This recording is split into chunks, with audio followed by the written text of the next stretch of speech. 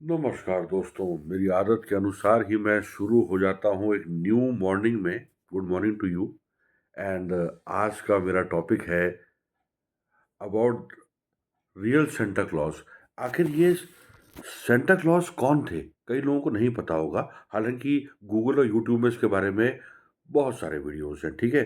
तो अपने सिंपल सी लैंग्वेज में बहुत ही अच्छे से एक्सप्लेन करते हुए मैं आप लोगों के सामने बताऊंगा कि ये रियल सेंटा क्लॉज कौन थे। एंड क्यों ऐसा माना जाता है कि सेंटा क्लॉज, जैसे कि अभी क्रिसमस बीता है, happy belated Christmas to you all, ठीक है। आपने ज़रूर वो क्रिसमस कैरोल सुना होगा, jingle bells jingle all the way, ठीक है। मतलब एक गाना है Christmas carol. And of course मतलब छुट्टी थी, मतलब क्रिसमस के दिन, एंड सब लोगों ने एंजॉय थोड़ा बहुत किया ही होगा। वैसे तो ईसाइयों का त्यौहार है, हिंदू मुस्लिम सिख ईसाई आपस में सब भाई भाई, क्योंकि भारत एक धर्मनिरपेक्ष देश है। एंड इसमें सारे धर्मों के लोग रहते हैं, मिलजुल के अच्छे से रहते हैं, ठीक है। तो रियल सेंटा क्लॉज के बारे में मैं बताना चाहूँगा आपको दोस्तों। बहुत ही प्लेन सिंपल और बहुत ही अच्छे ढंग से मैं बोलूँगा। आप मेरे वीडियोस में व्यूज़ आने लगे हैं, हालांकि लाइक्स तो नहीं करते लोग उतना, लेकिन व्यू ज़रूर कर लेते हैं, ठीक है। तो चलो व्यूज़ ही आ जाएँ, ठीक है, अच्छा लगता है मुझे। मैं अपना चैनल को थोड़ा ग्रो करना चाहता हूँ एक्चुअल में, ठीक है। एंड कुछ लोग बुराई करते हैं वीडियोज़ की, लेकिन कुछ लोग तारीफ़ भी करते हैं कि कुछ कंटेंट अच्छा होता है। तो ठीक है, तो रियल सेंटा क्लॉज के बारे में बात करते हैं। तो रियल सेंटा क्लॉज एक्चुअल में जो एक प्लेस इस समय टर्की में है, in year 280 AD, AD BC, before Christ, and AD after the death of the Christ, ये तो सब जानते होंगे। 280 एडी में सेंट निकोलस एक पैदा हुए थे। निकोलस नाम के व्यक्ति पैदा हुए थे, जो जाने जाते थे बच्चों को सीक्रेट सीक्रेट गिफ्ट गिविंग के मामले में। मतलब वो बच्चों को बहुत अच्छा मानते थे, और लोगों को भी अच्छा मानते थे। और खासकर वो जाने जाते थे अपने, मतलब इतने अच्छे थे वो कि वो गिफ्ट देते थे लोगों को। Saint Nicholas. तो मैं जरा इंग्लिश में लाइन पढ़ लेता हूँ, क्लियर हो जाएगा। तो modern day Santa Claus character is based on the real life fourth century Greek bishop Saint Nicholas. Bishop, bishop means पुजारी, जो उस समय के पुजारी थे। वो मतलब ऑफ कोर्स किसी चर्च से रिलेटेड रहे होंगे, है ना। तो वो बिशप थे। The modern day Santa Claus character is based on the real life fourth century Greek bishop Saint Nicholas. And he was born in the place now in Turkey in 80 AD, 280 AD में. He was known for his secret gift giving and some miracles, कुछ आश्चर्यजनक बातें भी Saint Nicholas के साथ जुड़ी हुई थी। जैसे हमारे इंडिया के साईं बाबा थे, तो कुछ साईं बाबा से कुछ चमत्कार जुड़े हुए थे।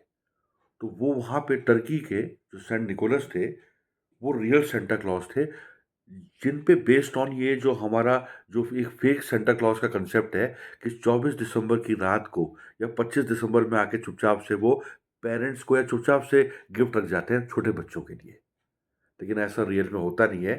एंड एक मेरा बहुत पहले का वीडियो भी है कि गरीब लोगों के सेंटा क्लॉज बने। अगर आप गरीब की हेल्प करेंगे, रियली में जो नीडफुल है, हम लोगों की नहीं, जो रियली में नीडफुल है, तो वो एक रियल सेंटा क्लॉज जैसी बात होगी, ठीक है। ये मैंने बात कह दी। एंड सेकेंडली मैं बात करूंगा अपने वीडियो में incident that looks as if it had happened in the past. कुछ ऐसी घटनाएं, अब मैं हिंदी में बताता हूँ, ऐसी घटनाएं जो हमें लगती हैं कि ये पहले भी हमारी लाइफ में हुआ हुआ है।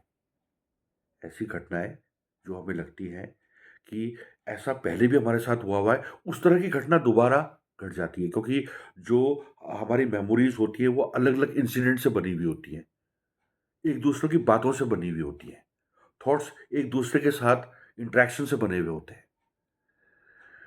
तो कुछ बैड थॉट्स होते हैं, ऑफ कोर्स कभी कभी बैड बिहेवियर हमारे साथ हो गया या कुछ बैड इंसिडेंट हो गया, हमसे कुछ गलत हो गया, ठीक है, हम बाद में उसकी माफ़ी मांग रहे हैं, ठीक है।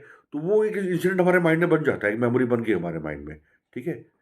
अगेन मैं कहता हूँ कि अगर मेरे वीडियोस में किसी को भी कुछ बुरा लगता हो, वैसे मैं तो इतने प्यार से कहता हूँ, तो मैं हाथ जोड़ के क्षमा भी मांगता हूँ, मतलब मैं आई एम सॉरी ऑल्सो, ठीक है? एंड कुछ लोग जो लाइक करते हैं, जो व्यूज़ कर रहे हैं, इसका मतलब लाइक कर रहे हैं, ठीक है? व्यूज़ आते हैं मेरे चैनल पे, मुझे अच्छा लगता है, वीडियो वन शॉट में मोबाइल से बना के आप लोगों के लिए मैं रिकॉर्ड कर देता हूँ, ठीक है?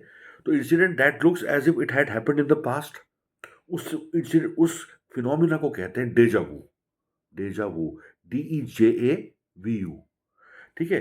अब मैं थोड़ा-सा अंग्रेजी में पढ़ देता हूँ। An incident that looks as if it had happened before in life is called deja vu, a phenomena where someone feels like they are experiencing a situation for the first time but have a strong sense that they have already lived through it before, which we all know is not possible, ठीक है?